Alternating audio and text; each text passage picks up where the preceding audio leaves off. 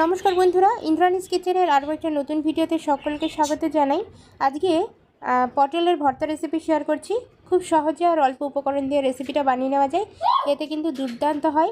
গরম গরম ভাতের সাথে পটল ভর্তার এই রেসিপিটা থাকলে আর কোনো কিছুরই প্রয়োজন হবে না।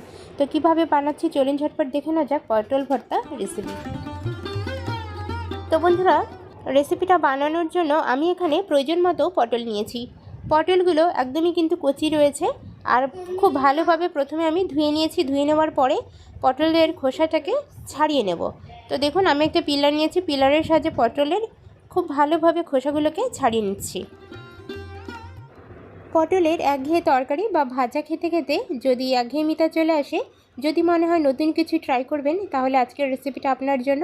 কারণ পটলের এই রেসিপিটা থাকলে এক থালা ভাত কিন্তু নিমেষে উধাও হয়ে যাবে। গরম গরম ভাতের সাথে এই রেসিপিটা থাকলে আর কোনো কিছুরই প্রয়োজন হবে না। তো বন্ধুরা দেখুন, পটলের খোসাগুলোকে খুব ভালোভাবে আমি ছেঁচে ফেলে দিয়েছি। এবার ধুয়ে নিয়ে এসে আপনাদেরকে দেখাচ্ছি। দেখুন, পটলটাকে মাঝ বরাবর একটা টুকরো করে কেটে নেব। এই পটলটা যেহেতু ছোটোই আছে, তার জন্য কিন্তু মাঝ বরাবর একটা টুকরো করছি। তবে যদি মনে হয় পটল অনেক বেশি বড়, সেক্ষেত্রে আপনারা আরেকটু ছোটো করে নিতে পারেন, মানে একটা পটলকে 3-4 টুকরোও কিন্তু করে নিতে পারেন। তো বন্ধুরা দেখুন, আমি এরকমভাবে লম্বালম্বি একটা টুকরো করে নিচ্ছি। তো সমস্ত পটলগুলোকে এইভাবেই আমি কেটে নেব।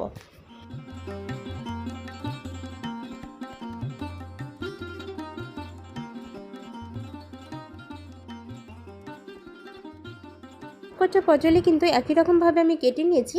এবার এখানে দেখুন, আমি একটা কড়াই নিয়েছি। কড়াইয়ের মধ্যে আমি একটু জল দিয়ে দিচ্ছি। মোটামুটি হাফ গ্লাস মতো জল আমি দিয়ে দিলাম। তো প্রয়োজন মতো জল এখানে দিয়ে দিতে হবে। জলটা দেওয়ার পরে এর মধ্যে আমি সামান্য একটু নুন অ্যাড করে দিচ্ছি। আমরা পটলগুলোকে এখন সেদ্ধ করে নেব, আর তার জন্য একটু নুন দিয়ে দিতে হবে। নুনটা দিলে পটলটা কিন্তু খুব সুন্দরভাবে সেদ্ধ হবে, আর নুনের যে টেক্সচারটা, সেটা কিন্তু পটলের মধ্যে ভালোভাবে বজায় থাকবে।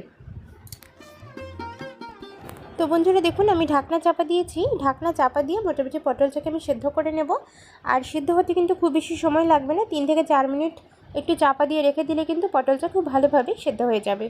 তো পটলটা একদম পুরো গলিয়ে ফেলার দরকার নেই, একটু মোটামুটি 90 to 95% সেদ্ধ হলেই নামিয়ে নিতে হবে। হাতার সাহায্যে চেপে চেপে দেখা যাচ্ছে যে পটলটা কিন্তু নরম হয়ে গিয়েছে।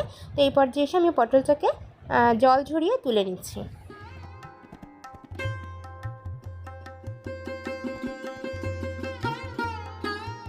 পটলের জল ঝরিয়ে নেওয়ার পরে একটু ঠান্ডা করে নেব। পটলটা সম্পূর্ণরূপে ঠান্ডা হয়ে গিয়েছে, আর এই পর্যন্ত কিন্তু ঠান্ডা হওয়া পর্যন্ত অপেক্ষা করতে হবে। এরপরে আমি একটা মিক্সিং জারের মধ্যে পটলটাকে দিয়ে দিচ্ছি। পটলগুলোকে পুরোটাই কিন্তু আমি একসাথে দিচ্ছি। যদি মনে হয় যে বেশি হয়ে যাচ্ছে, আপনারা একটা ব্যাচে বা দুটো ব্যাচে প্রয়োজন মতো করে নিতে পারেন। আমার কিন্তু একটা ব্যাচেই হয়ে যাবে, তার জন্য কিন্তু একসাথে আমি সমস্ত পটলগুলোকে দিয়ে মিক্সিং জারটাকে 3 থেকে 4 বার মতো ঘুরিয়েছি। একদম খুব ভালোভাবে মিহি করে পেস্ট করে নিয়েছি। নেওয়ার পরে ফিরে আসছি। তো বন্ধুরা দেখুন, ঠিক এরকমভাবেই কিন্তু মিহি করে পেস্ট করে নিতে হবে। যারা মিক্সিং জার ব্যবহার করেন না, তারা কিন্তু শিলনোড়াতে বেটে নিতে পারেন, তাহলেও কিন্তু একই রকমই টেস্ট লাগবে। টেস্টের কিন্তু কোনো রকম হেরফের হবে না। কড়াই খুব ভালোভাবে গরম করে নিয়েছি। এবার আমি ভর্তাটা বানাবো, তার জন্য কড়াই ভালোভাবে গরম করে নিয়ে তাতে আমি সর্ষের তেল দিয়ে দিচ্ছি। তেলের পরিমাণটা আমি এখানে আমার প্রয়োজন মতো ব্যবহার করেছি, আপনারা নিজেদের প্রয়োজন মতো দিয়ে দিতে পারেন। তো এর মধ্যে প্রথমে আমি 2টো শুকনো লঙ্কা ভেজে নেব। শুকনো লঙ্কা 2টো কিন্তু ভেজে তুলে রাখতে হবে। এই ভাজা লঙ্কা 2টো আমরা পরে ব্যবহার করব। তো বন্ধুরা, ভাজা লঙ্কা 2টো আমি একটু সুন্দর করে ভেজেছি, একটু মুচমুচে করে ভেজে নিয়ে তুলে রেখেছি। এবার এই তেলটার মধ্যে আমি দিয়ে দিচ্ছি খুবই সামান্য মাত্রায় একটু কালো জিরে।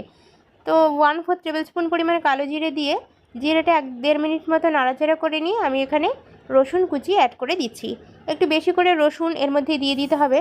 রসুনটাকে কিন্তু আমি কুচি করে নিয়েছি, আপনারা চাইলে গোটাও ব্যবহার করতে পারেন।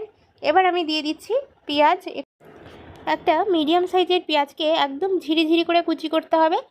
যতটা ভালো করে কুচানো সম্ভব হয় ততটাই কিন্তু কুচাতে হবে, যেন বড় সাইজের না হয়। পেঁয়াজটা একদম কুচি করতে হবে। দিয়ে দিচ্ছি লঙ্কা কুচি। এখানে আমি 2টো কাঁচা লঙ্কা কুচিয়ে নিয়েছি। আপনারা অবশ্যই কিন্তু নিজেদের প্রয়োজন মতো কাঁচা লঙ্কা দিয়ে দেবেন। একই সাথে দিয়ে দিচ্ছি টমেটো। এখানে টমেটোর পরিমাণটা খুবই কম মাত্রায় ব্যবহার করতে হবে, খুব বেশি টমেটো কিন্তু দেওয়া যাবে না। একটা টমেটোকে 3 টুকরো করে তার 1 টুকরো আমি এখানে ব্যবহার করেছি কুচি করে দিয়ে, এবং কালারের জন্য ব্যবহার করছি হলুদের গুঁড়ো। তো বন্ধুরা এই কটা জিনিস দিয়ে খুব ভালোভাবে আমি এই পেঁয়াজ এবং এই সমস্ত জিনিসগুলোকে নাড়াচাড়া করে মিশিয়ে নেব তেলের সাথে। পেঁয়াজটা এবং আদার্স জিনিসগুলো যেন একদম পুরো ভাজা ভাজা হয়, কাঁচা যেন কোনোটাই না থাকে সেটা কিন্তু খেয়াল রাখতে হবে। খুব সুন্দরভাবে কিন্তু ভেজে নেব, মোটামুটি 2 থেকে 3 মিনিট ধরে এই সময় কিন্তু নাড়াচাড়া করে নেব। হলুদটা দেওয়ার ফলে মশলাটা কিন্তু খুব সুন্দরভাবে ভাজা হবে, কালারটাও কিন্তু দুর্দান্ত আসবে। তো আপনারা চাইলে এখানে কাশ্মীরি রেড চিলি পাউডার ব্যবহার করতে পারেন কালারের জন্য, আমি কিন্তু করছি না, আমি শুধুমাত্র হলুদের গুঁড়োই ব্যবহার করব। যেহেতু এটা একটা ভর্তা রেসিপি, এখানে কিন্তু কালারের প্রয়োজন নেই। এবার দেখুন আমি দিয়ে দিচ্ছি বেটে রাখা সেদ্ধ পটলটাকে। তো পটলটা দেওয়ার পরে খুব ভালোভাবে নাড়াচাড়া করে মিশিয়ে রাখতে হবে। অনেক রকমভাবেই হয়তো পটলের ভর্তা আপনারা বানিয়ে খেয়েছেন, একবার হলো আমার মতো করে এভাবে পটলের ভর্তা বানিয়ে খেয়ে দেখতে পারেন। কোনো রকম বাটাবাটির ঝামেলায় ছাড়াই কিন্তু পটলের ভর্তাটা বানানো হয়, খুব সহজে এবং খুব চটজলদি এই রেসিপিটা বানিয়ে নেওয়া যায়।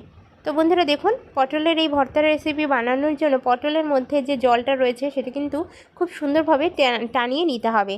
তো মোটামুটি 3 থেকে 4 মিনিট ধরে হাই ফ্লেমে আমি পটলটাকে নাড়াচাড়া করে নিয়েছি, আর দেখুন জিনিসটা কত সুন্দরভাবে মিশে গিয়েছে, আর এর মধ্যে কোনো রকম জল কিন্তু অবশিষ্ট নেই। এই পর্যায়ে এসে পরিমাণ মতো নুন আর সামান্য একটু চিনি আমি দিয়ে দিলাম। তো চিনির পরিমাণটা আপনারা দেখতেই পেলেন, মাত্র কয়েক দানা কিন্তু এখানে ব্যবহার করেছি। যেহেতু এটা পটলের ভর্তার রেসিপি, একটু চিনিটা দিলে টেস্টের অসাধারণভাবে ব্যালেন্স হবে, খেতে কিন্তু দুর্দান্ত লাগবে। তো অবশ্যই কিন্তু লাস্টে এসে আপনারা 3-4 চিমটা মতো একটু চিনি ব্যবহার করবেন। আমি এখানে জাস্ট কয়েক দানা চিনি ব্যবহার করেছি। তারপরে দেখুন আরেকবার ভালো করে মিশিয়ে নিচ্ছি চিনিটা দেওয়ার পরে।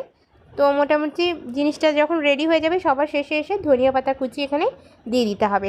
একটু ধনিয়া পাতা দিলে কিন্তু রেসিপিটার টেস্ট একদম পারফেক্ট আসবে। তবে ধনিয়া পাতা যদি অ্যাভেলেবেল ঘরে না থাকে নাও ব্যবহার করতে পারেন, ধনিয়া পাতা দিলে কিন্তু খুব সুন্দর লাগবে খেতে, ফ্লেভারটাও কিন্তু দারুণ আসবে। তো বন্ধুরা দেখুন ফাইনালি কিন্তু সম্পূর্ণ ভর্তাটা রেডি হয়ে গিয়েছে। এই পর্যায়ে এসে আমি এই ভর্তাটাকে একটা প্লেটে নামিয়ে নিচ্ছি। রেসিপিটা এখনও পর্যন্ত দেখার জন্য অসংখ্য ধন্যবাদ। এই ধরনের ঘরোয়া সাধারণ রান্নাবান্না, বাঙালি রান্নাবান্না যারা দেখতে ভালোবাসেন তারা কিন্তু আমার চ্যানেলটাকে অবশ্যই সাবস্ক্রাইব করে রাখতে পারেন, বেল আইকন এবং নোটিফিকেশান অল করে রাখতে পারেন, তাতে যখনই আমি কোনো নতুন ভিডিও আপলোড করব সবার আগে আপনার কাছে পৌঁছে যাবে। তো বন্ধুরা আজকের রেসিপিটা কেমন লাগলো কমেন্ট সেকশানে জানাতে কিন্তু ভুলবেন না। ভালো লাগলে প্লিজ একটা লাইক করবেন, আর এরকমই নতুন নতুন রেসিপি দেখার আমন্ত্রণ জানিয়ে আজকের ভিডিওটা এখানে শেষ করি। আবারও একবার সবাইকে অসংখ্য অসংখ্য ধন্যবাদ।